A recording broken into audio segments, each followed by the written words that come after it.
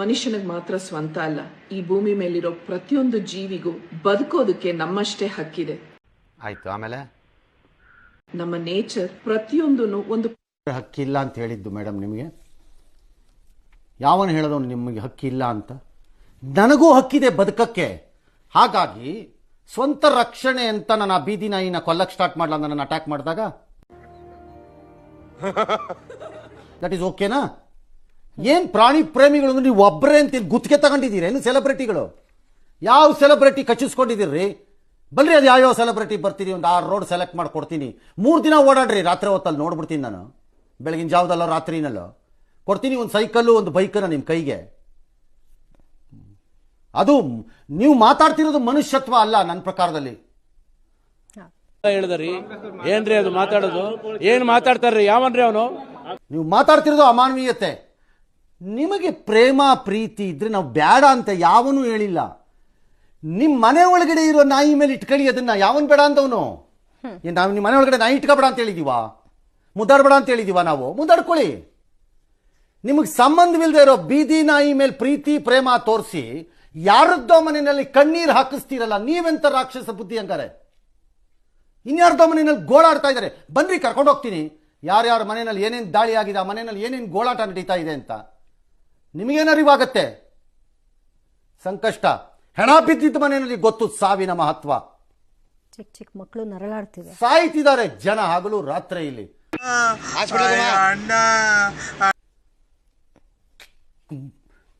ಈ ಪೋರ್ಷನ್ ಕಳ್ಕೊಂಡಿದ್ದಾರೆ, ತಿನ್ನಕ್ಕಾಗ್ತಾ ಇಲ್ಲ ಅನ್ನನ, ಕಣ್ಣೋಗಿದೆ. ನೀವು ಬಂದು ಕೊಡಿ ಎಲ್ಲರೂ ತೋರ್ಸೋರು. ಅದ್ಯಾರು ಐಂದ್ರಿತಾ ರೈ ಅವರು, ನಾನು ಬೀದಿ ನಾಯಿನ ಸಾಕಿದ್ದೀನಿ ಮನೆಯಲ್ಲಿ. ಫ್ಯಾಂಟಾಸ್ಟಿಕ್. ದಯಮಾಡಿ ಸಾಕೊಳ್ಳಿ. ಯಾರು ಬೇಡ ಅಂದವ್ರು ನಿಮ್ಮನ್ನ? ಹಾಗೆ ಎಲ್ಲರೂ ಮಾಡಿ ಮಾಡ್ಕೊಳ್ಳಿ. ಯಾರು ಬೇಡ ಅಂದವ್ರು ನಿಮ್ಮನ್ನ? ಕಂಡವ್ರ ಮಕ್ಕಳನ್ನ ಬಾವಿಗೆ ತಳ್ಬಿಟ್ಟು ಆಟ ನೋಡ್ತಾ ಇದ್ದೀರಾ ಸೆಲೆಬ್ರಿಟಿಗಳು. ನಿಮ್ಮ ಮಕ್ಕಳನ್ನ ಬಿಡ್ರಿ, ಕರ್ಕೊಂಬಂದು ತೋರಿಸ್ತೀನಿ.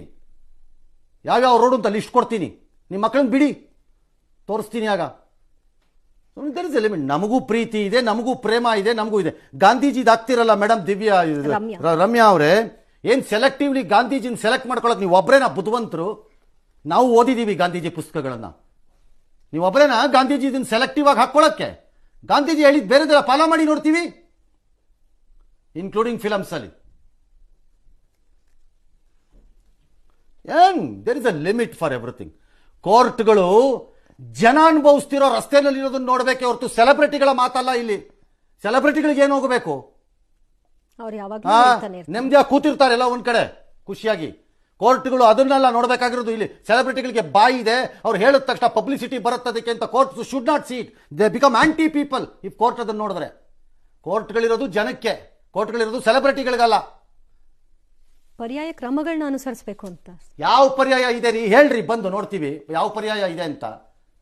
ಬೋಗಸ್ ಪರ್ಯಾಯಗಳನ್ನ ಇಷ್ಟು ವರ್ಷ ಇಟ್ಕೊಂಡ್ಬಂದು ತಮಾಷೆ ಆಡ್ತಾ ಇದ್ದೀರಿ ಅನ್ಕೊಂಡಿದ್ದೀರಾ ಎಲ್ಲ ಸೆಲೆಬ್ರಿಟಿಗಳು ಅನ್ಕೊಳ್ಳೋರು. ಈ ವಿಚಾರದಲ್ಲಿ ಮಾತಾಡ್ತಿರೋರು ನೀವು. ನಿಮ್ಗೇನು ಅಂಡರ್ಸ್ಟ್ಯಾಂಡ್ ಆಗ್ತಾ ಇದೆಯಾ? ಆಗ್ತಿರೋ ಅನಾಹುತ ಏನು ಕೆಳಗಡೆ ಅಂತ? ನಾನು ಬಡವ, ನೊಂದಿದ್ದೇನೆ. ಅವುಗಳ ಜೀವಿತ ಹಕ್ಕನ್ನ ಕೇಳ್ತಾರೆ. ಹಾಗಿದ್ರೆ ಮಕ್ಕಳದು ಯಾವನ್ರಿ ಅವುಗಳನ್ನ ಸಾಯಿಸು ಅಂತ ಹೇಳಿದವನು? ಅವುಗಳನ್ನ ಸಾಯಿಸು ಅಂತ ಯಾರು ಹೇಳಿಲ್ಲ. ಕಾರು ರಸ್ತೆ ಬದಿ ಇದ್ದಿದ್ದ ನಾಯಿ ಮೇಲೆ ಹೋಗಿದ್ದಕ್ಕೆ ಬೈದಿರೋರುಗಳು ನಾವು. ಅದನ್ನ ಸಾಯಿಸಿ ಅಂತ ಹೇಳಿಲ್ಲ. ಅವು ಎಲ್ಲಿರ್ಬೇಕೋ ಅಲ್ಲಿರ್ಬೇಕು. ಅವು ಮನುಷ್ಯತ್ವ ಕಳ್ಕೊಂಡು ಯಾರು ಮಾತಾಡ್ತೀವಿ.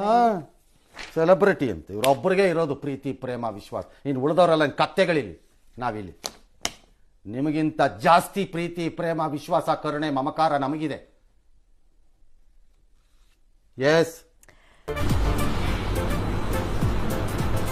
ಅಷ್ಟೇ.